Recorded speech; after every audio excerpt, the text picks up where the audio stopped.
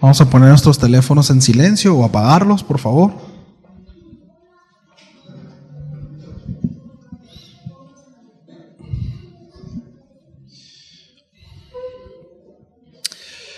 Bien, pues vamos a abrir nuestras Biblias. ¿Cuántos traen Biblias?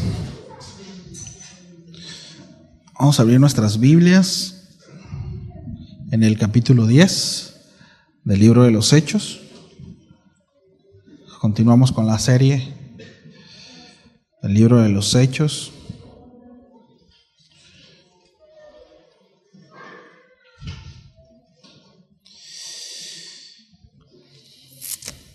Vamos a leer del verso 1 al 8, nos vamos a ir deteniendo al ver algunos puntos importantes y retomaremos con otros textos más adelante del mismo capítulo.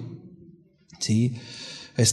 Todo este capítulo lo vamos a dividir en dos enseñanzas. La siguiente enseñanza la va a dar mi hermano Pedro. Pero en este capítulo, a manera de introducción, le digo, somos testigos de un giro radical en cuanto a la comprensión judía respecto a la salvación. ¿Sí? El apóstol Pedro es guiado por el Espíritu Santo a la casa de un hombre llamado Cornelio. Este es un centurión romano, quien era un gentil devoto y era temeroso del Señor, según dicen las Escrituras. Ahora, este encuentro, mis amados, es más que una mera coincidencia, por supuesto. Hay una intervención divina sobrenatural acá. Sí, es una manifestación precisamente del plan del Señor, de un plan divino de expandir el Evangelio más allá de las fronteras judías, más allá de las fronteras hebreas. Ahora, esto no es una idea nueva de Dios, ¿saben? Esto es importante. Aun cuando aquí comienza la universalidad del Evangelio o la extensión del Evangelio, no era algo que al Señor se le había ocurrido en ese momento. Ese fue un plan de Dios desde el principio. En ti serán benditas todas las familias de la tierra. Sí. El apóstol Pablo dice, por cuanto ustedes comparten la misma fe de Abraham, son llamados hijos de Abraham. ¿Sí? Entonces no es una idea nueva. Sin embargo, aquí nosotros vamos a ser testigos a la luz de las Escrituras de este giro en cuanto a la concepción del judaísmo. ¿Sí? Sobre todo en los apóstoles y aquí principalmente en el apóstol Pedro. ¿Sí? Entonces Pedro, aunque inicialmente resistió a ese llamado, ahorita lo vamos a ver, debido a que había barreras culturales y religiosas, recibe una visión reveladora en la que Dios le muestra que no hay distinción entre judíos y gentiles en cuanto a la aceptación en su reino. ¿Sí? Ciertamente hay ciertas diferencias, pero no en cuanto a la salvación, no en cuanto a la aceptación del reino de los cielos. ¿Sí? Y esta visión desafía las creencias judías arraigadas y presenta un punto de inflexión fundamental en la historia del cristianismo, mis amados. Precisamente es aquí donde se rompen las barreras étnicas y se abre la puerta de la salvación a todas las naciones. ¿Sí? El apóstol Pedro es obediente después de una resistencia a la dirección divina y predica el evangelio a Cornelio y a su hogar. Mientras él estaba hablando, según el relato bíblico, dice que el Espíritu Santo desciende sobre los gentiles, es decir, sobre su familia, confirmando que también ellos son destinatarios de la salvación por medio de la gracia. ¿Sí? Entonces este capítulo 10 de los Hechos, ¿sí?, nos da, repito, ese punto de inflexión en la historia del cristianismo, donde revela que la salvación no está limitada a un grupo étnico en particular, ¿sí?, sino que se extiende a todos los pueblos del mundo. Es un recordatorio poderoso de la amplitud del amor de Dios, de la gracia de Dios que trasciende nuestras limitaciones humanas, ¿sí?, que trasciende nuestros preceptos, ¿verdad?, nuestras cuestiones mentales, nuestros propios dogmas humanos, ¿sí?, nuestros prejuicios, y precisamente nos lleva a eso, abre las puertas del reino a todos aquel que cree. ¿Sí? Sin más, acompáñenme ya al versículo 1 del capítulo 10 de Hechos. ¿Estamos ahí? Bien, dice, había en Cesarea un hombre llamado Cornelio, centurión de la corte llamada la italiana, piadoso y temeroso de Dios con toda su casa, que daba muchas limosnas al pueblo judío y oraba a Dios continuamente. Como a la hora 9 del día, vio claramente en una visión a un ángel de Dios que entraba donde él estaba y le decía: Cornelio. Mirándolo fijamente y atemorizado, Cornelio dijo: ¿Qué quieres, Señor? Y él le dijo: tus oraciones y tus limosnas han ascendido como memorial delante de Dios. Despacha ahora a algunos hombres a Jope y manda a traer a un hombre llamado Simón, que también se llama Pedro. Este se hospeda con un curtidor llamado Simón, cuya casa está junto al mar. Y después que el ángel le hablaba, después el ángel que le hablaba se había ido, Cornelio llamó a 2 de sus criados y a un soldado piadoso de los que constantemente le servían, y después de explicarle todo los envió a Jope. ¿Sí? Vamos a detenernos ahí. Lo que nosotros estamos leyendo aquí, como mencionaba al principio, es el comienzo de la universalidad del Evangelio. El Evangelio está dejando sus raíces judías y llegando a los gentiles. La palabra gentil, mis amados, proviene de la palabra hebrea goyim, que significa pueblos del mundo o pueblos, naciones no judías. ¿Sí? Goy también era el término que se usaba para los judíos y para referirse precisamente a las naciones o individuos no judíos. Paganos es el término que solía aplicarse a las personas que tienen creencias religiosas distintas. ¿Sí? Por tanto, mis amados, y esto es importante, un gentil y un pagano no eran lo mismo. Son diferentes, un gentil y un pagano. Aun cuando en tiempos modernos se llegó a relacionar estos dos términos, ¿sí? En el caso de Cornelio era llamado un gentil, un goyim. ¿Sí? No era hebreo, era hijo de las naciones, también se les conocía como, se nombraban Ben Goyim, hijos de las naciones, pero era piadoso y temía a Dios, no era pagano. ¿Sí alcanzamos a ver la diferencia? ¿Sí? Esto es importante. Entonces, era un gentil, sí, un hombre piadoso que temía al Señor, pero no pertenecía al pueblo de Israel como tal. ¿Sí? Entonces, ahora, la conversión de Cornelio, mis amados, fue un acontecimiento muy importante. Sin embargo, hay que recordar que él no era la primera barrera social que el Evangelio había superado. Es decir, como mencionamos hace un momento, ¿no? El Evangelio está dejando sus raíces judías, llegando a las naciones, es decir, llegando a los gentiles, pero ya había traspasado ciertas barreras. La primera fueron los samaritanos. ¿Sí? Luego el eunuco etíope, ¿se acuerda? Posiblemente un hombre temeroso de Dios, que fue alcanzado también por el Evangelio. Y ahora Cornelio, que era un gentil, ¿verdad? Ahora, aparte de gentil, pues era un oficial del ejército romano y formaba parte de una ocupación militar. Es decir, aquí el asunto es que Cornelio tenía una gran influencia. ¿Sí? Entonces el trabajo de los judíos que hablaban griegos, según ahí en Hechos 6, había tenido influencia, estaba cobrando fruto. Sí. El Espíritu Santo estaba siendo derramado sobre hombres piadosos de las naciones. Un comentarista lo menciona así: la repetición de la experiencia del Pentecostés demuestra la aceptación de Dios por parte de todas las personas. Los samaritanos en el capítulo 8, el etíope también en el capítulo 8, ¿verdad? Y los romanos aquí en el capítulo 10. En el capítulo 15, esto nada más es un spoiler, ¿verdad? Pero se está estableciendo el contexto precisamente teológico para el Concilio de Jerusalén.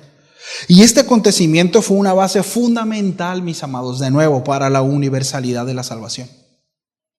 El énfasis de esta narración no es tanto sobre la conversión de Cornelio, porque era un hombre temeroso de Dios, como el eunuco etíope también. La relevancia de este acontecimiento era precisamente el gran número de familiares, es decir, la influencia que tenía este hombre para con los demás.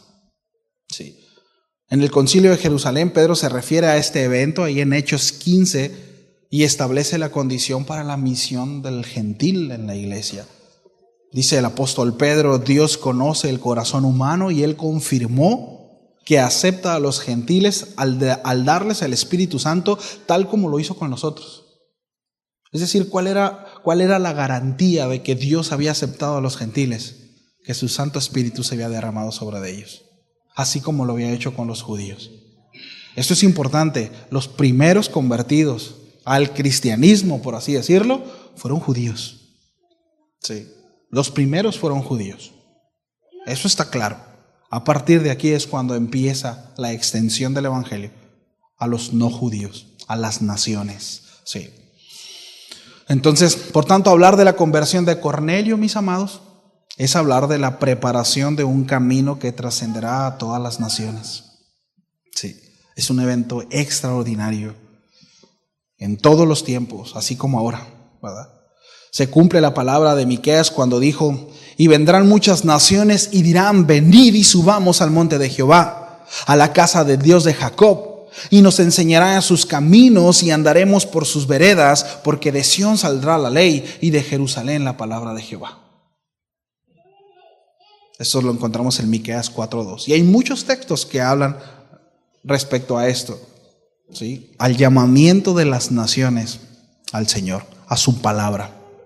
Ahora, Cornelio era un hombre de influencia. ¿Por qué lo sabemos? Bueno, la Escritura dice que era un centurión. ¿Sí? Los centuriones aparecen mencionados varias veces en el Nuevo Testamento y siempre bajo una luz favorable. ¿Sí? Vemos en Mateo, en el capítulo 8, en Lucas 7, ¿sí? Y algunos otros textos también de Hechos. Técnicamente eran líderes de un centenar de hombres, sin embargo eran suboficiales, con un rango algo mayor de un sargento, pero había mucha gente en los cuales ellos estaban a cargo. Dice ahí que él era centurión del regimiento conocido como el italiano. ¿Sí? Por lo general, mis amados, una corte romana estaba compuesta por 600 hombres. Esta en particular, el regimiento del italiano, estaba formado por 1,000,000 de voluntarios romanos que estaban apostados en Siria.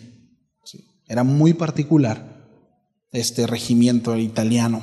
Entonces sabemos por las evidencias históricas de que fueron llamados a una corte auxiliar, ¿verdad? Y posiblemente fueron los que estaban ahí arqueros, es decir, los que estaban bajo el cuidado de Cornelio. Sí. Las tropas romanas tuvieron que ser estacionados ahí en Palestina a causa de la rebeldía de los judíos. Sí. Y esto llama mucho la atención. Dice el texto que Cornelio era un hombre devoto, sí, un hombre con devoción. Lo veíamos, ¿no?, los domingos. Y hay una triple descripción de la devoción de este hombre. 3 puntos. 1, veneraba a Dios. Veneraba a Dios. Sí. Y dice que lo hacía con toda su familia. Dice el versículo 22 de Hechos 10. Ellos dijeron: Cornelio el centurión, dice que es un varón justo, temeroso de Dios. Lo están describiendo, los mismos judíos, en este caso Pedro. Temeroso de Dios. Dice que tiene buen testimonio en toda la nación de los judíos. Dice: ha recibido instrucciones de un ángel de hacerte venir a su casa por oír tus palabras. Le estaban llamando a Pedro. Sí. Pero esta es la descripción de Cornelio. Sí. Un hombre que veneraba a Dios. Punto número 2, era un hombre generoso en obras de caridad para con la gente. Ahí en el versículo 2 del capítulo 10 dice que era piadoso y temeroso de Dios. Dice con toda su casa, no solamente él, sino toda su casa. Sí. Y dice que daba muchas limosnas al pueblo judío. Era un hombre generoso. Era un hombre que daba. Sí. ¿Sabían que la generosidad es una particularidad del Señor? Es una característica que debemos de tener nosotros los creyentes. Ser generosos. ¿Sí? No solamente en las cuestiones para la obra del Señor, que por supuesto que implica, pero ser generosos en cuanto a nuestro tiempo, ser generoso en cuanto a las necesidades de quienes están a nuestro alrededor. Muchas veces somos mezquinos, mis amados, y eso es sinónimo de orgullo y ensimismamiento, y eso es totalmente contrario a la naturaleza del Señor. Dios nos lleva a vivir en amor, y precisamente lo antagónico del amor es el egoísmo. Entonces el hecho de que nosotros no seamos generosos, ¿sí?, eso denota en nosotros una falta de amor. Y como creyentes, si algo nos debe de caracterizar, es que el amor, ¿sí?, es el amor. Entonces es importante que nosotros tomemos en cuenta al gentil Cornelio, Es importante que nosotros lo tomemos en cuenta. Ahora, Cornelio no había recibido el Espíritu Santo, no hasta aquí, y era un hombre de buen testimonio. Era un hombre piadoso, era un hombre generoso, era un hombre que veía por los demás. Nosotros decimos portar al Espíritu Santo y pareciera que muchas veces nos resistimos a eso. Como alguien dijo por ahí, que alguien me explique, ¿no? Son textos que me llaman mucho la atención, Entonces, la obediencia, mis amados, es una cuestión de voluntad. Es una cuestión de rendición, ¿saben? Mucho más cuando hay un impulso de parte de su Santo Espíritu. Cuando es el Señor quien nos está llevando a eso. Y es lamentable que de repente como cristianos, ¿verdad?, nos duela tanto soltar un poquito. Un poquito. Queremos mucho, pero damos poco.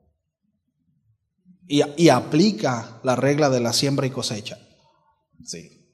Sembramos poco y queremos cosechar mucho. No solamente estoy hablando de dinero, Y no, al final no vamos a pasar con una canasta para pedir dinero, no se preocupe. No ese es el asunto. Estamos tratando una cuestión de naturaleza. Sí. De quién somos, cuál es nuestra identidad como hijos de Dios. Sí. Debemos de ser generosos en todo sentido, no solamente en nuestros recursos económicos. Repito, con nuestros tiempos, ¿sí? En todo sentido. La generosidad tiene que ver con estar dispuesto a renunciar a mí para darme a otro. Aplíquelo en todos los sentidos. Sí. Dice que era un hombre generoso en obras de caridad para con la gente. Y 3, tenía la costumbre de orar a Dios. Era un hombre que buscaba la dirección del Señor, con temor y con obediencia, ¿sí? Miren, según el comentario histórico de Alfred Ersheim, no sé si lo dije bien, pero la instrucción rabínica se centraba principalmente en 2 cosas. La devoción por Dios pública, es decir, la participación en la sinagoga, los diezmos, bautismos, etc. Y 2, la caridad a los necesitados. Eran 2 cosas en lo que enfatizaba la enseñanza rabínica en ese tiempo. Cornelio era un hombre que practicaba la enseñanza, practicaba lo que le enseñaban, atendía en obediencia a lo que estaba recibiendo en las sinagogas. Era un hombre sujeto a la disciplina en su tiempo. Eso lo hacía un hombre piadoso. ¿Sí lo vemos? Había una devoción pública. ¿Sí? Participaba. Si el concepto de los judíos de Cornelio era que era un hombre piadoso, era porque practicaba precisamente esta devoción pública. Había participación en la sinagoga de alguna manera, ofrendaba, estaba parte en cada uno, era parte de cada una de las cosas en las que podía participar, porque no era judío. Sí. Y daba caridad a los necesitados. Este hombre era religioso y socialmente vinculado a la sinagoga, a lo que podemos ver. Aunque no era un converso total del judaísmo, ¿sí? Ya que para una total conversión y ser un creyente completo tenía que, 1, ser circuncidado, si era hombre, bautizarse en presencia de testigos, gracias Amón, y de ser posible ofrecer un sacrificio en el templo. No sabemos si Cornelio como tal participaba de ello. La Escritura no lo dice. Lo que sí dice es que era un hombre respetado religiosamente por los judíos. Sí. Todo esto era la implicación acerca de la religión el cual profesaba. Recordemos, él profesaba el judaísmo. ¿Sí? Estos requisitos de alguna manera a muchos impedían que pudieran estar interesados en convertirse de alguna manera en el judaísmo, porque era muy complicado. Sí. Según el testimonio de la Escritura, Cornelio era un hombre congruente, piadoso, así como todos los de su casa. Y esto es bien interesante. Sí, porque uno de los resultados no es una regla, pero sí, uno de los resultados de nosotros ser piadosos y congruente con nuestra fe es precisamente que nuestra casa nos sigue. La influencia tan fuerte que tenemos con los de casa. Sí. Podemos ver, ¿verdad? La Biblia enfatiza y toda su familia.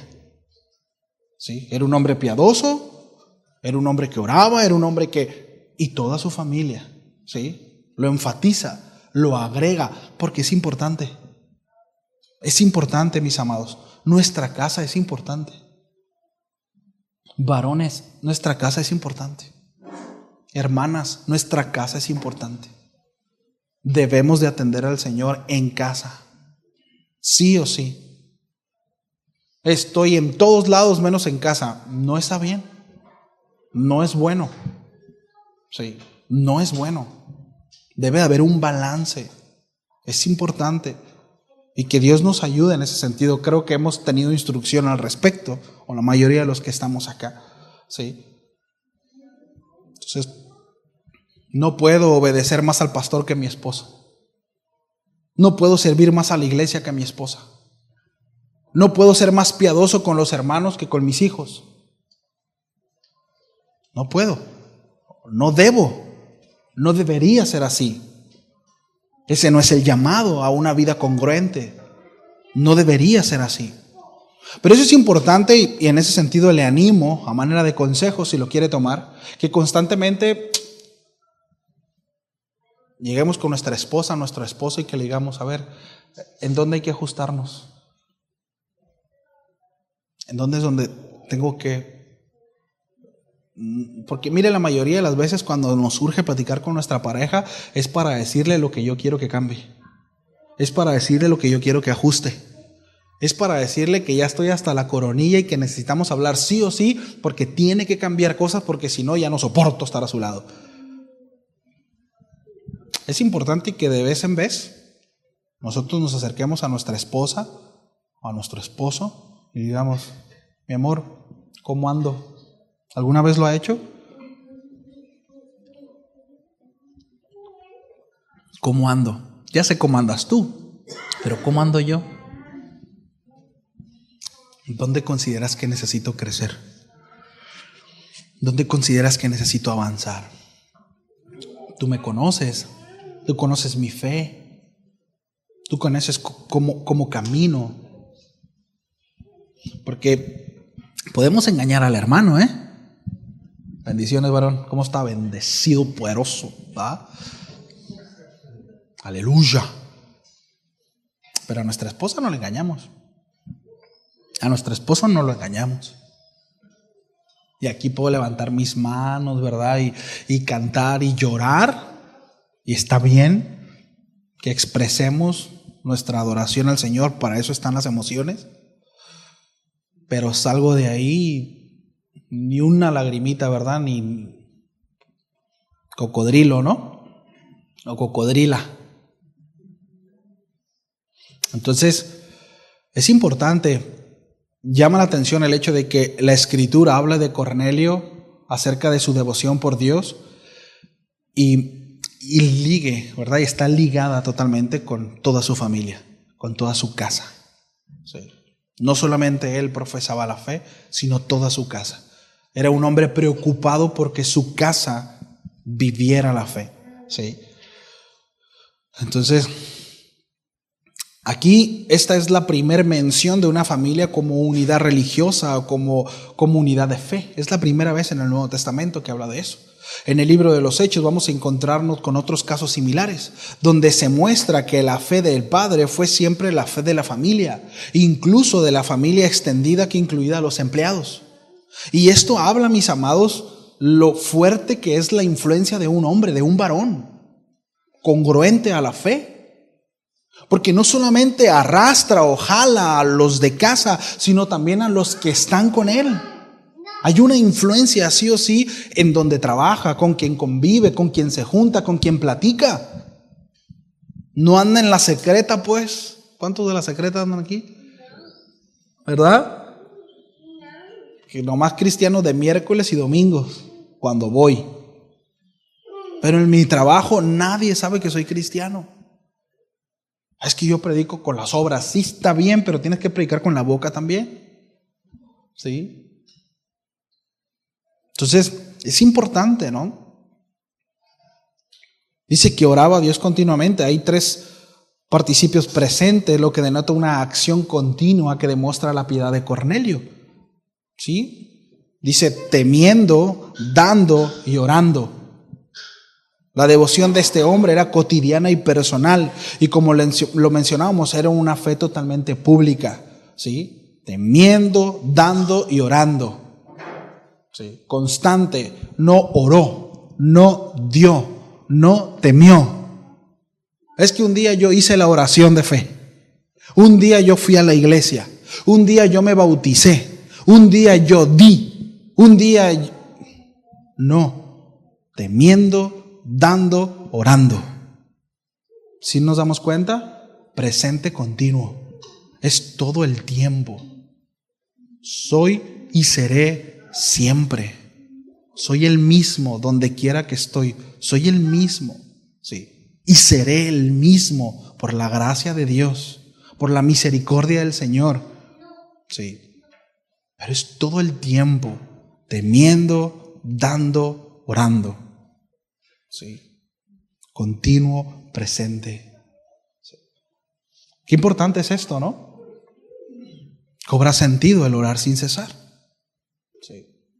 Tener presente en nuestro pensamiento todo el tiempo al Señor, sus preceptos, su palabra. Sí. Entonces la devoción de este hombre era cotidiana. Sí. Como lo mencionábamos, una fe totalmente pública. Sí. Dice ahí en el versículo 3 que salió a la 9ª hora, ¿no? Esto es más o menos las 3 de la tarde. Se refiere al momento de la ofrenda de la tarde. Sí. Las 3 de la tarde, según Éxodo, Números, Primera de Reyes, aún Salmos y Daniel, era el momento destinado a la oración. Sí. Era un momento destinado a la oración. Él tenía su tiempo de oración como todo judío, o un judío que profesaba el judaísmo como tal, o en este caso un gentil, ¿verdad?, que profesaba el judaísmo. Sí. De que hoy tengo reunión, hoy sí, hoy no, mañana sí, mañana no, hoy oro, no oro. Sí. Había un tiempo de devoción y él se ajustaba a ese, sí. Era un momento destinado a. Y miren, esto es importante, más allá de una cuestión religiosa, ¿no? Pero es importante, mis amados, que nosotros determinemos tener un tiempo de oración. Que nosotros determinemos tener un tiempo para el Señor. Está bien tener al Señor presente todo el tiempo, pero Jesús lo hacía. Jesús tomaba un tiempo para orar.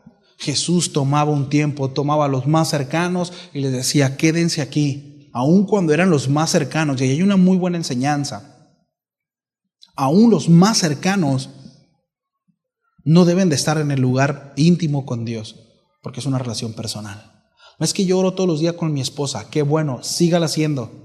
¿Habrá alguno por aquí que ore todos los días con su esposa? Quien lo haga, qué bueno, sígalo haciendo, pero aparte un tiempo a solas.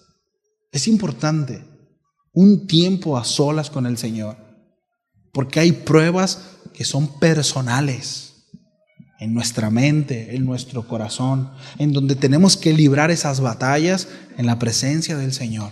A la luz de las Escrituras, necesitamos desarrollar una relación personal con el Señor. Y eso nos llevará a guiar a nuestra familia, y eso se extenderá a nuestra esposa, a nuestros hijos.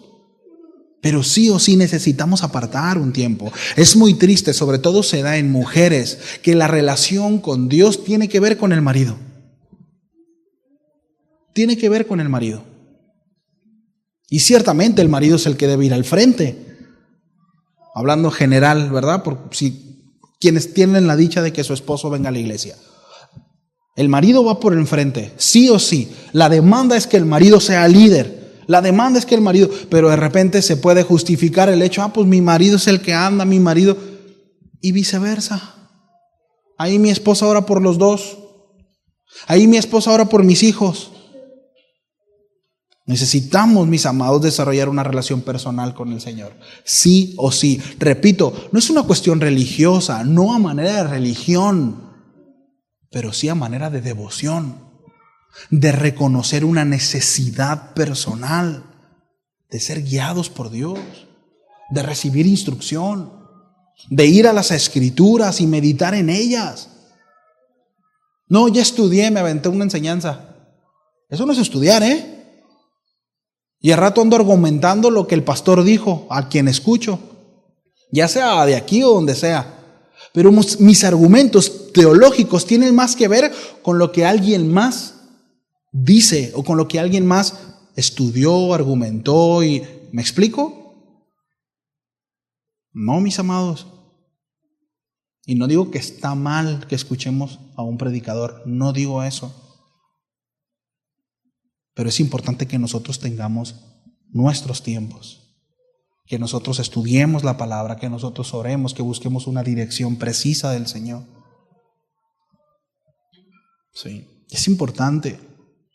Quizás vamos a coincidir, ¿verdad? Y vamos a descubrir, vamos a retroalimentar. Lo hablo desde aquellos que predicamos hacia aquellos que no predican, desde el púlpito.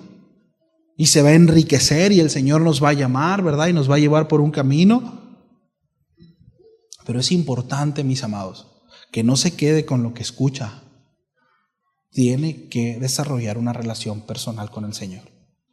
Y sería bueno que determine en su corazón establecer un tiempo, establecer un horario. A veces no se puede, está bien, no es pecado, pero voy a procurar mis tiempos, administrar mis tiempos para poder apartarlo para el Señor. Sí.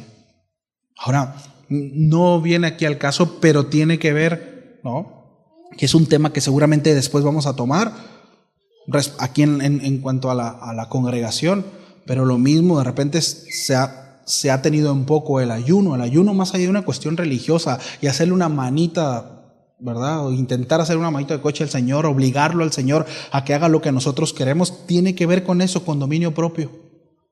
Mucho de lo que comentaba también Bogdan el domingo. Sí, tenemos que aprender a poner cuchillo a nuestra lengua, a nuestro cuello, a donde sea. Sí, sí es importante. Y en cuanto, repito, a la oración, la lectura, aún el ayuno, más allá de una cuestión religiosa, repito, tiene que ver con una cuestión de apartarme para Él. Tiene que ver con una cuestión de soy de Él, pertenezco a Él, vivo para Él. ¿Cuántos viven para el Señor? Bueno, dice el texto, ¿no? Que Cornelio vio, ¿sí? Me voy saltando porque son varios textos, son varios versículos los que vamos a ver, ¿sí? Pero dice que este era un hombre, ¿verdad?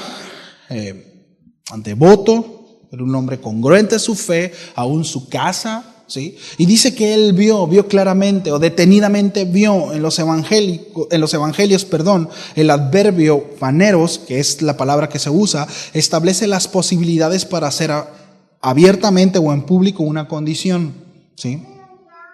La visión se produjo en horas del día y era muy específica y distinta a otros, ¿sí? Tuvo una visión, de alguna manera, es como la conversión de Saulo, ¿no? Esta persona era un hombre, repito, devoto, y Dios envía a un agente sobrenatural para guiarlo en la fe. ¿Sí? El comentario Nuevo Testamento de William Barclay menciona lo siguiente: estas conversiones son un signo de la elección divina, no humana. Sin embargo, expresan el libre albedrío. ¿En qué sentido? Dice este comentarista, estas personas están respondiendo a la abrumadora evidencia y la experiencia de la realidad del Evangelio. Caso contrario, por ejemplo, es Judas. Judas fue expuesto a la verdad de manera sobrenatural, vio el poder de Dios, fue convencido intelectualmente, sin embargo, su respuesta no fue favorable al Evangelio. Sí. ¿A qué voy con esto? A que una experiencia sobrenatural no necesariamente garantiza el convencimiento en el corazón. ¿Me explico? Y esto es para librarnos a andar buscando ese tipo de cosas, porque lo que convierte el alma del hombre según la Escritura es su palabra.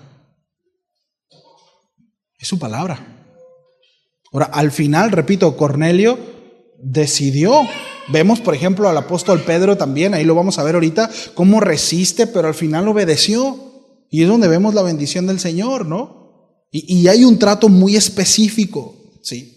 Pero lo que voy, no necesariamente aquellos que tienen una experiencia sobrenatural abrumadora, como repito en el caso de Judas, que vio los milagros del Señor, Estuvo expuesto al mejor mensaje y al mejor mensajero. No creo que haya un expositor de la palabra mejor que Jesús.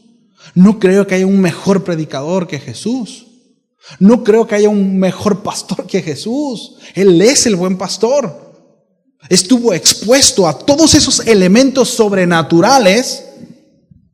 Sin embargo, no creyó. Y esto va mucho más allá del hecho de que de alguna manera se sabía que él iba a traicionar a Jesús. Pedro también. Pero uno se arrepintió y el otro se llenó de remordimiento. No hubo arrepentimiento en el corazón. Sí. Entonces, aparentemente, ¿verdad? Dios aceptó la adoración de este hombre, ¿sí? Las oraciones, las limosnas, aún antes de oír el Evangelio. Cornelio hasta acá no había escuchado el Evangelio, no habla acerca de Jesús, ¿sí? Y dice que mirándolo fijamente, es decir, puso sus ojos sobre de él. Imagínense, ¿no? Dijo, ¿qué quieres, Señor? Esto nos recuerda al apóstol Pablo, ¿no? Dice que cuando escuchó al Señor le dijo, ¿qué quieres? ¿Qué quieres que yo haga? ¿No? Creo que es inevitable, ¿no? Tener una experiencia de esa, lo digo a manera de expresión, y decir, Señor, ¿qué quieres que yo haga? Cornelio se dirige al ángel como Señor. De hecho, según la etimología de la palabra, utiliza la misma palabra como para referirse a Dios. La misma palabra que encontramos en Apocalipsis 7:14, refiriéndose a Jesús, como el Kyrios, como el Señor de todo. Sí. Entonces podemos entender que Cornelio era un hombre que debía aún aprender muchas cosas en su caminar como creyente. En su expresión para con Dios erró. Sí. Ahora, el Señor exhorta al pueblo y le amonesta por su falta de conocimiento.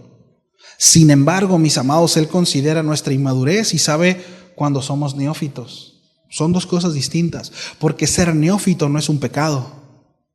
Ser flojos y negligentes sí. Son dos cosas distintas. Soy feo, neófito, ¿verdad? Si alguien un día le dice, es que eres un neófito, no se ofenda, es que estás empezando, eres un bebé, ¿no? En las cosas del Señor. Muchos somos neófitos en muchas áreas, incluso en áreas de la palabra. Sí, desconocemos muchas cosas de la Escritura. Pero, repito, ser neófito no es un pecado, O sea, no es pecado ser neófito. Ser flojo sí, ser negligente sí.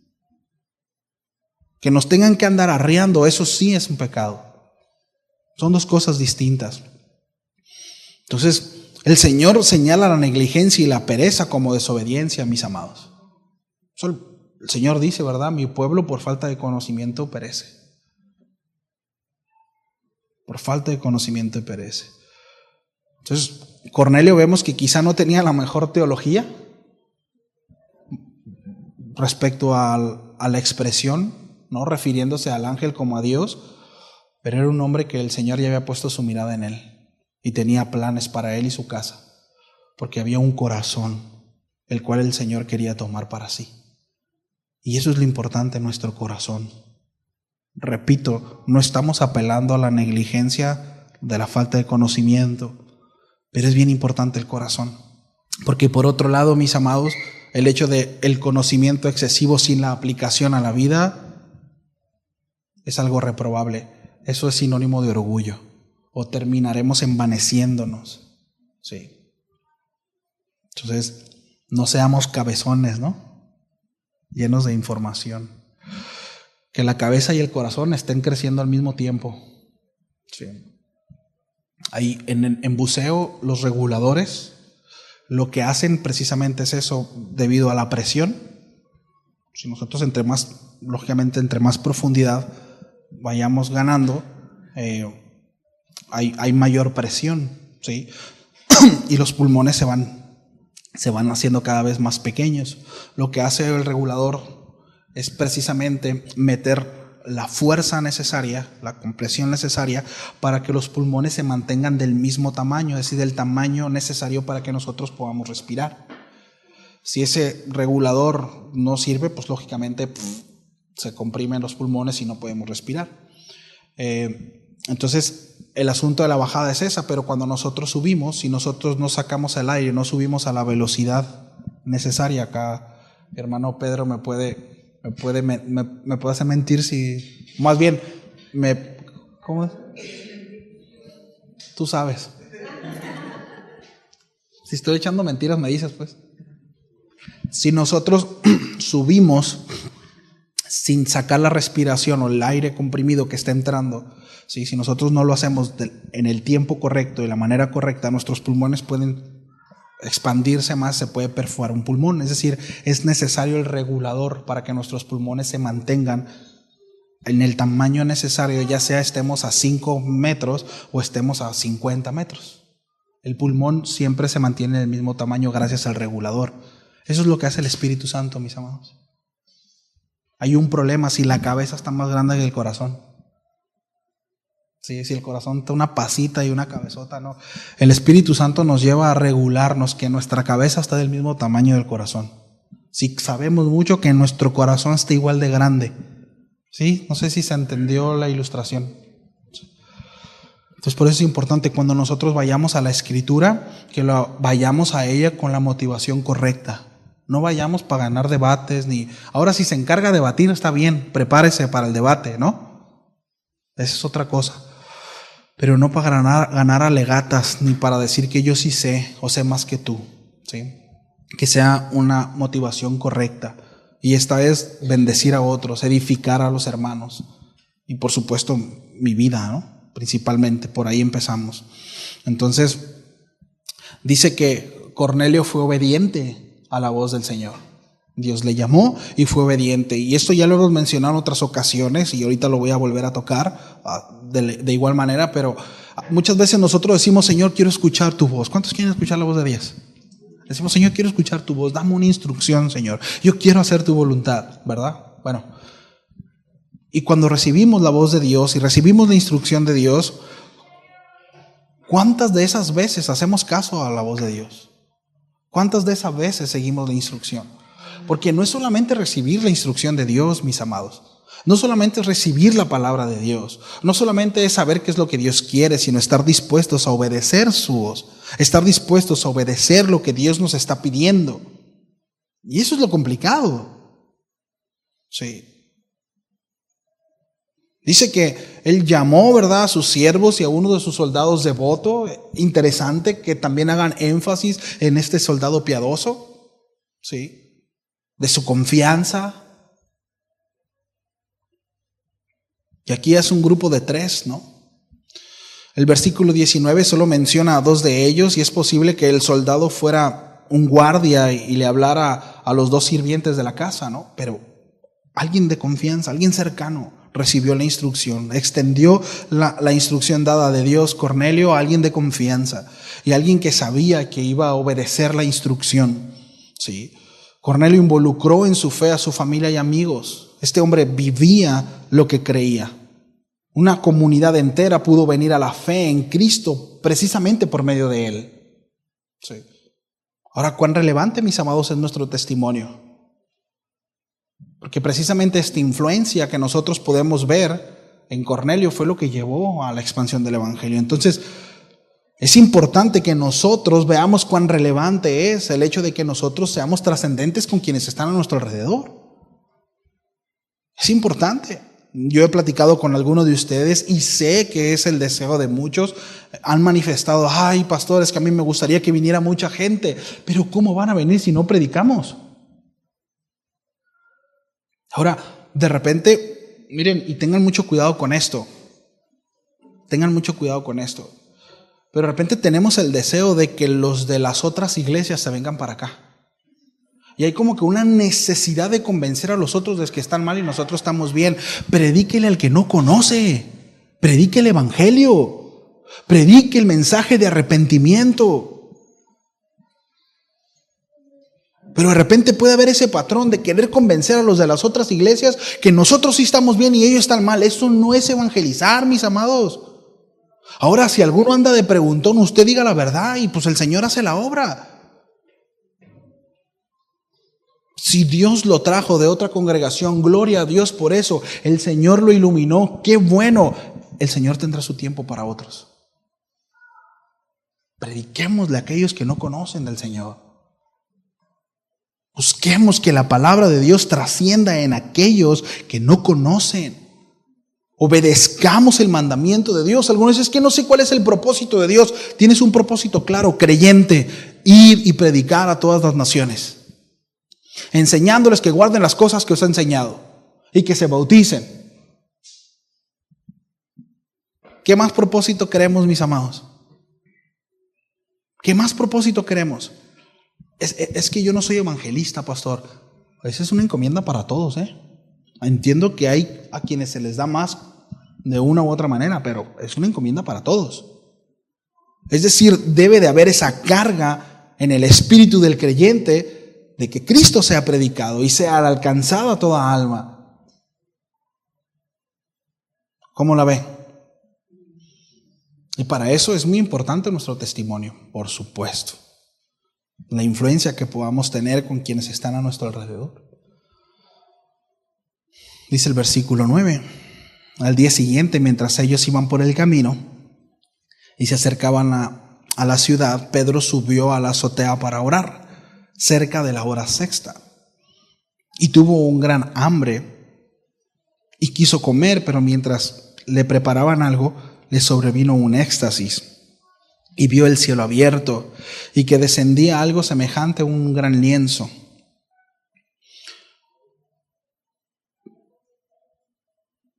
Semejante a un gran lienzo que atado de las 4 puntas era bajado a la tierra. Versículo 12. En el cual había de todos los cuadrúpedos terrestres y reptiles y aves del cielo. Y le vino una voz: levántate, Pedro, mata y come. Entonces Pedro dijo: Señor, no, porque ninguna cosa común o inmunda he comido jamás. Volvió la voz a él segunda vez: lo que Dios limpió no le llames tú común. Esto se hizo 3 veces y aquel lienzo volvió a ser recogido en el cielo. Sí. Dice ahí que era alrededor de la hora sexta de la oración. Esto es casi a mediodía.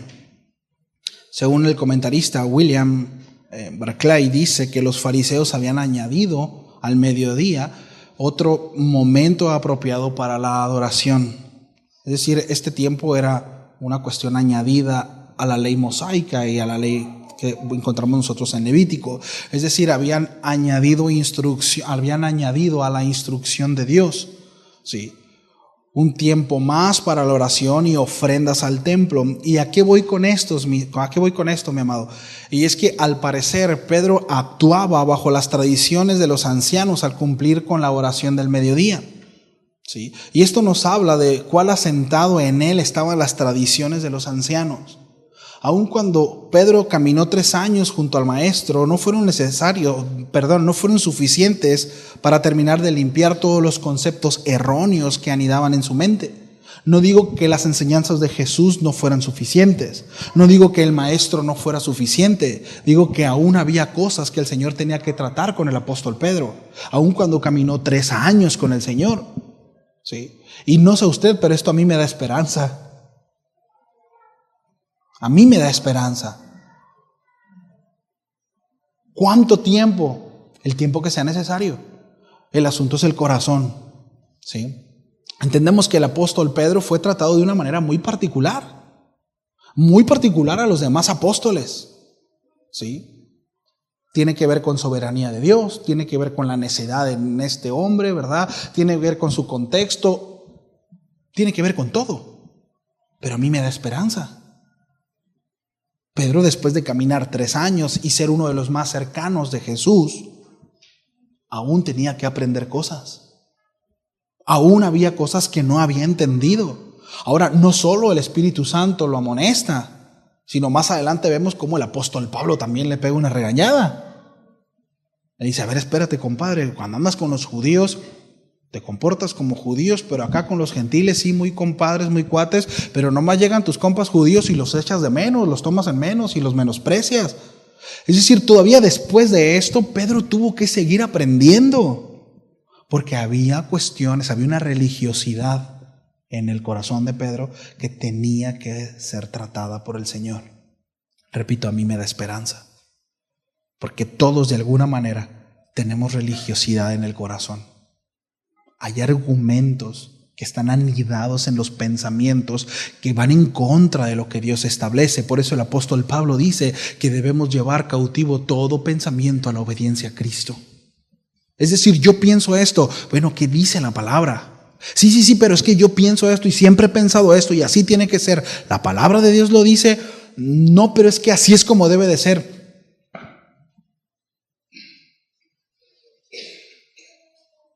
Llevando cautivo todo pensamiento a la obediencia a Cristo, a la obediencia a lo dicho por Dios, a las enseñanzas del Señor. Ahí es donde nosotros debemos de ajustarnos, ¿sí?, a lo que Dios dice.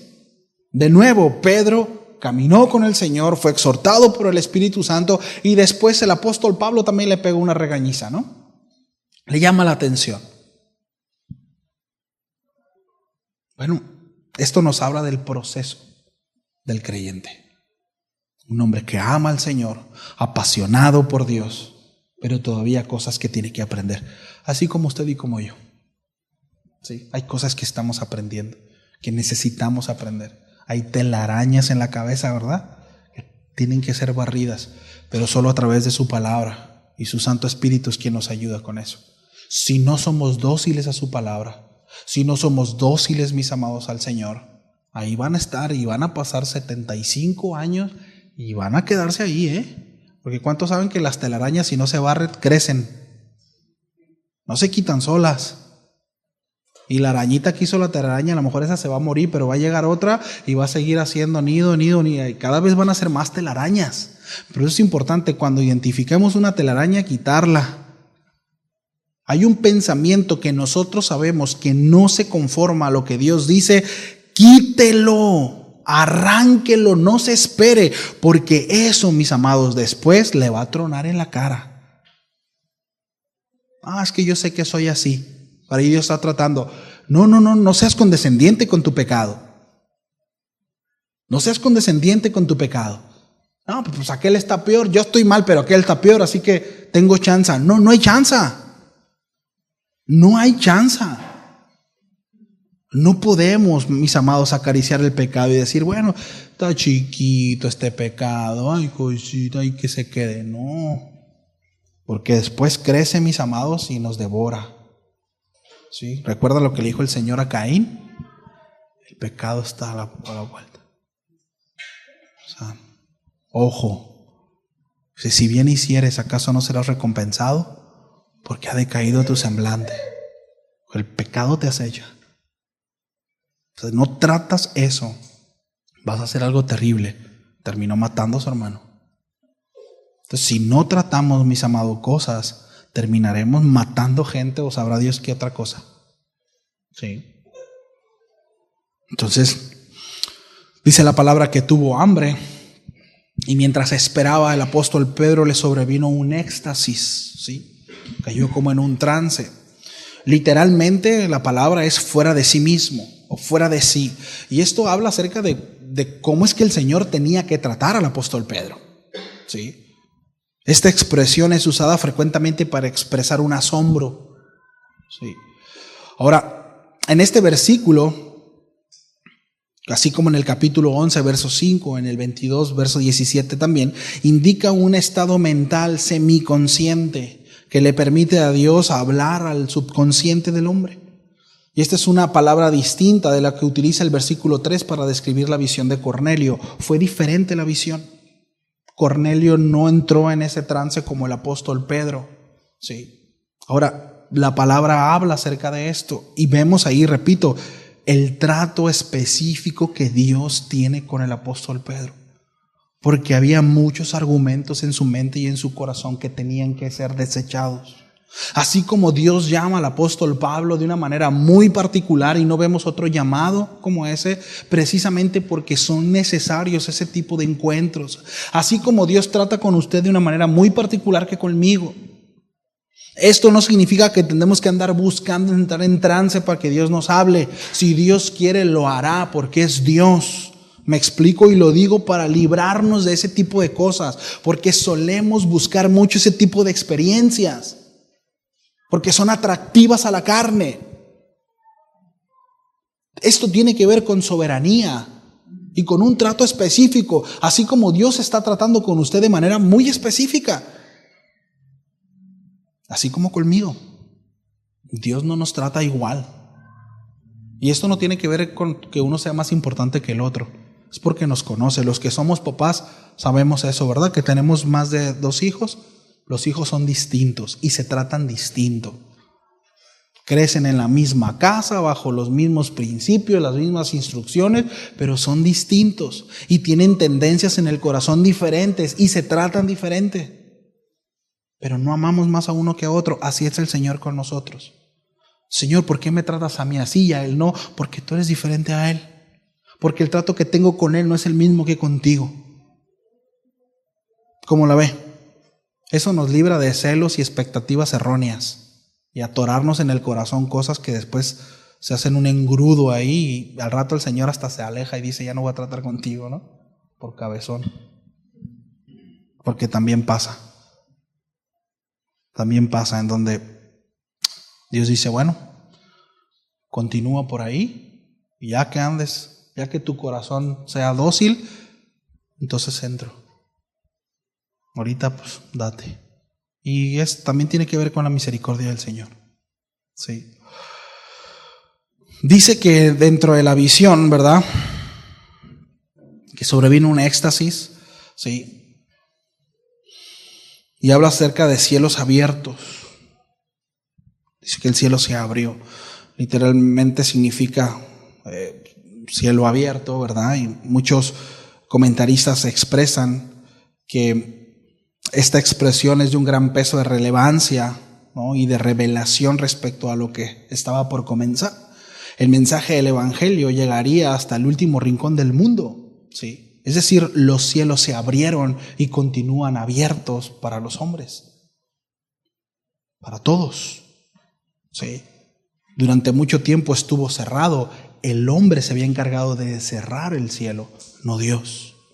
Y esta es una revelación que afirma que el cielo está abierto para todos. Porque de tal manera amó Dios al mundo, que ha dado a su Hijo unigénito para todo aquel que en Él cree, no se pierda, mas tenga vida eterna. Cielos abiertos para aquel que cree. Cielos abiertos para aquel que proceda al arrepentimiento, que se humilla delante de Dios y reconoce que es todo suficiente para salvación y que no hay otro medio, no hay otra manera de salvarnos, puesto que somos pecadores y no hay nada bueno en nosotros que podamos ofrecer al Señor. Nadie puede ganarse el cielo, pero el cielo ha sido abierto por gracia, para todo aquel que cree, ¿verdad? Dice que fue parecido a una gran sábana. Este término se usaba para velas de barco, ¿no? Imaginemos una vela de barco, ¿no? Se extiende y se recoge.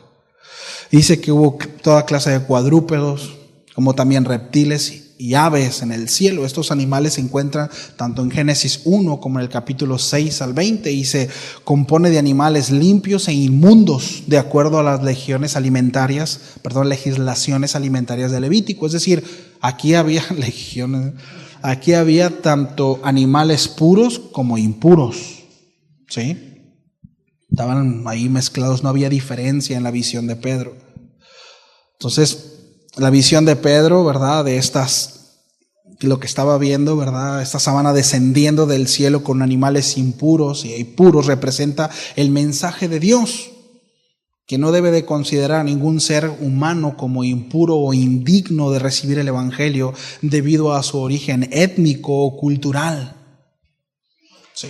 Ahora, Pedro en su predicación posterior reconoce esta verdad. Ahí en Hechos capítulo 10 verso 34 dice: en verdad comprendo que Dios no hace excepción de personas. Entiendo por fin. No lo había entendido. ¿Por qué? Porque había un sesgo cultural, había un sesgo religioso, como el que muchas veces nosotros tenemos, mis amados. Hay un sesgo religioso, ¿sí? En verdad, dice, comprendo que Dios no hace excepción de personas, sino que en toda nación se agrada del que le teme y hace justicia. Por lo tanto, mis amados, como creyentes, es nuestra responsabilidad de enseñar y practicar la verdad del Evangelio, proclamando el amor de Dios para todas las personas, independientemente de su origen étnico, social o económico, aún por encima de nuestros prejuicios. Es que no me cae bien. Es que no me late. ¿Alguna vez ha tenido el impulso de predicarle a alguien que no le cae bien? No sé si le ha pasado. A lo mejor no mi caso, a mí no es como que se abrió el cielo, ¿verdad? Y predícale. No, pero ese impulso de háblale, pero a lo mejor no me cae mal, pero no es mi cuate, ¿no? Y no sé cómo lo va a recibir. ¿Le ha tocado? A mí me tocó en una ocasión y me fue muy difícil abordar el tema, pero cuando lo hice, mire, fue como fluyó. Las mieles de la obediencia, y lo hemos comentado en otras ocasiones, ¿no? Cómo el Señor, ¿verdad?, bendice en ese sentido cuando nosotros somos obedientes. Sí, somos obedientes y Dios bendice eso. Bueno, así es. El apóstol Pedro, ahora la primera reacción del apóstol Pedro, como muchas veces en nosotros, es no, de ninguna manera, no lo voy a hacer. No, Señor, eso va en contra de mis principios, eso va en contra de mi religión. No, ¿verdad?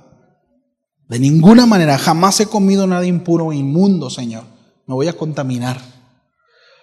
¿Cuántos no creemos a veces que somos mejores que Dios? Pretendemos ser más santos que Dios, pero no es así. Yo, Señor, yo no, como yo.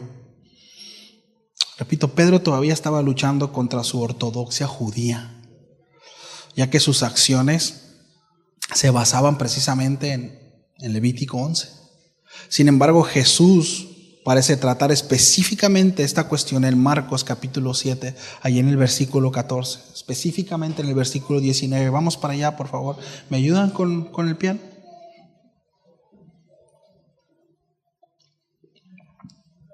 Ya voy a terminar.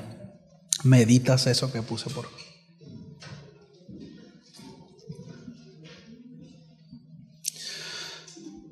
Jesús ya había tratado esto. Miren, el ministerio de Jesús precisamente fue tratar mucho acerca de la tradición, mucho de la religiosidad y darle el sentido verdadero a la palabra de Dios. Por eso el Señor dijo, yo no he venido a anular la palabra de Dios. El Señor no vino, hay quienes de verdad tienen la osadía y se atreven de decir es que Jesús vino a anular la ley. Ahora nosotros no estamos bajo la ley, ciertamente andamos bajo la gracia, pero el Señor no vino a demeritar la ley, Él vino a cumplirla, porque la ley habla de la justicia de Dios y Dios es el mismo. Miren, tan así es que lo que pasó en la cruz fue ojo por ojo, diente por diente. Fue justicia. Es decir, ojo por ojo, diente por diente sigue vigente. Es justicia. Si yo llego, ¿verdad?, y le quiebro un jarrón de $5,000 y le llego con una jarra de ahí del Waldos, ¿verdad?, de 30 pesos para compensar mi pérdida, ¿eso está bien? ¿Qué es justicia? Algo equivalente a, ¿verdad? Cuando el Señor hablaba acerca, escuchaste que fue dicho ojo por ojo, diente por diente, ¿verdad? Y más bien yo digo, Él está hablando acerca de un sentido de justicia, ¿sí? Pero está hablando acerca de que nosotros no debemos de proclamar o reclamar nuestra justicia propia en cuanto a una ofensa personal. Él se encarga de eso. Pero Él no quiere decir que es injusto. Es decir, el hecho de que Dios usara, o en este caso el Señor usara ese pasaje o esa enseñanza del Antiguo Testamento, no significa que está anulando la justicia, sino la está tomando para ilustrar una enseñanza, que la justicia de Dios está por encima de la nuestra y que nosotros no debemos de reclamar con nuestra propia fuerza nuestra supuesta justicia. Si alguien te hace daño, está bien, aguanta vara. El Señor estaba enseñándonos a caminar por encima de. en el amor. Sí. Y Jesús había hablado ya en contra precisamente de la tradición, y hablando precisamente en contra de la religiosidad, y el apóstol Pedro anduvo con él todo el tiempo, y escuchó esos sermones y escuchó esos mensajes. Y eso es lo que más rescato de toda la enseñanza, esa esperanza que tenemos nosotros de seguir creciendo en él. El Señor está reprendiendo aquí en el versículo 13 precisamente a los fariseos, a los religiosos de su tiempo, y les dice que ellos estaban invalidando la palabra de Dios con sus tradiciones.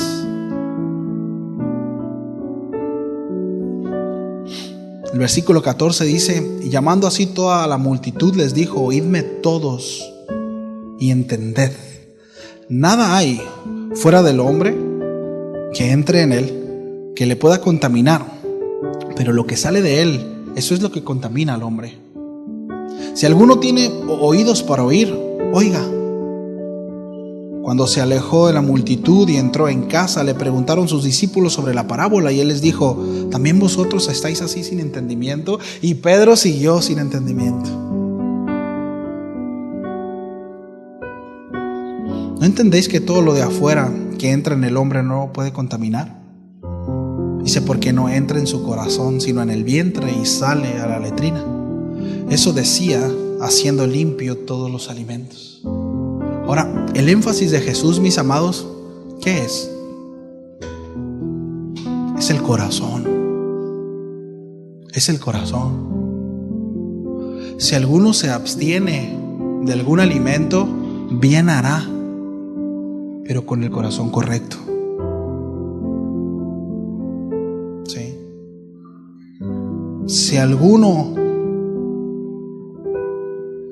tiene sus propios preceptos, mientras estos no golpeen con la palabra de Dios, fui muy lejos, pero sus propias, la normativa que tiene.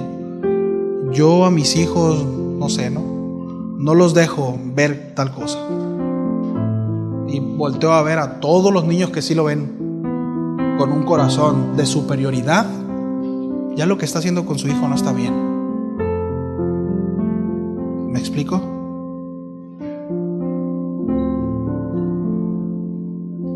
El corazón. El corazón. Porque el asunto no es lo que entra, sino lo que sale. Después Jesús hace una lista, ¿no?, de todo lo que sale del corazón del hombre. Y eso es lo preocupante. Eso es lo verdaderamente preocupante. Cuando el corazón del hombre se cree superior y hace a un lado el mandamiento de Dios. Sí. Ahora lo que dice el Señor a Pedro, le dice: lo que Dios ha purificado, tú no lo llames impuro. Cuidado con señalar a alguien que viene aquí por nuestro prejuicio y decir: tú no eres digno, quizá no con palabras, pero sí con nuestra actitud. Porque quizá él o ella que viene es alguien llamado por el Señor, y el Señor tiene un plan para él. No nos corresponde a nosotros. Pero muchas veces con nuestros prejuicios, con nuestras maneras de pensar, nuestra religiosidad, hacemos un vallado y no dejamos y no permitimos que otros se acerquen al Señor. Es un mandamiento de Dios: lo que Dios ha purificado, tú no lo llames impuro. Cuidado, mis amados, ¿sí? Y termino ya con esto. Dice que sucedió 3 veces, ¿verdad? Que Dios le dijo 3 veces. Bueno, esto tiene que ver, ¿verdad? Vemos, por ejemplo, la oración de Jesús en el huerto de Getsemaní, ¿verdad? Aquí hay un símil. Dios claramente declara, ¿verdad?, la cese de las leyes mosaicas en cuanto al alimento, las que ya no son apropiadas para los creyentes del nuevo pacto. Aquí se utilizan de forma análoga para mostrar la aceptación de todos los seres humanos, ¿sí? Ahora, aquí en 3 veces, esto es un modismo, es un hebraísmo de énfasis, ¿sí? De énfasis. La oración de Jesús en el huerto de Getsemaní, ahí en Marcos 14, 36, 39. La discusión de Jesús con Pedro tras la resurrección, también tiene que ver con 3 veces, ¿no? El gallo. Y Pablo en el aguijón en la carne, ¿no? Esa oración ha ido 3 veces. Es decir, aquí hay un énfasis en algo. Es decir, el Señor le dijo más de 3 veces, le dijo muchas veces al apóstol Pedro: no hagas inmundo lo que yo he purificado. No hagas inmundo lo que yo he purificado. Sí. Hay un énfasis de parte del Señor para el apóstol Pedro. Sí. Entonces, es importante, mis amados, que nosotros podamos, en primera instancia, con esto ya termino ahora sí. Me quedan como media hora más, pero con esto termino. Poder conocer el corazón del Padre. Sí. El apóstol Pedro dice que el Señor no quiere que ningún hombre se pierda, sino que todos procedan al arrepentimiento. Dios desea salvar al mundo. Es el corazón del Señor y es nuestra responsabilidad. Y por otro lado, la esperanza que nosotros vemos en el trato del apóstol Pedro, que teniendo una muy buena enseñanza, habiendo estado presente en la obra del Señor, había cosas que tratar. Así también con nosotros y así también con el que tenemos a un lado. Así que seamos pacientes. ¿Sí? Oramos. Damos gracias a Dios y damos lugar al tiempo de oración. Señor, muchas gracias por tu palabra. Gracias, Señor. Reconocemos que hay muchas cosas que tenemos que tratar, Señor, en nosotros. Prejuicios, religiosidad, que mucho de ello, Señor, se origina en nuestra soberbia, en nuestro orgullo. Y deseamos, Señor, ser tratados y ser guiados por ti. Quizás en nosotros hay una resistencia como el apóstol Pedro, porque hay un sesgo, Señor, religioso, incluso un sesgo de casa, en cómo me educaron. Señor, pero nada de eso está por encima de tu palabra. Ayúdanos a ser sensibles, Señor.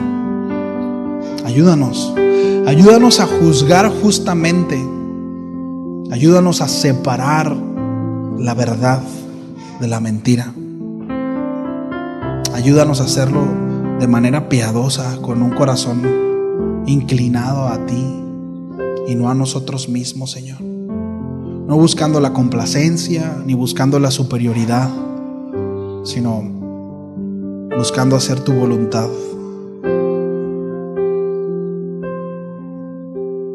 Ayúdanos, Señor.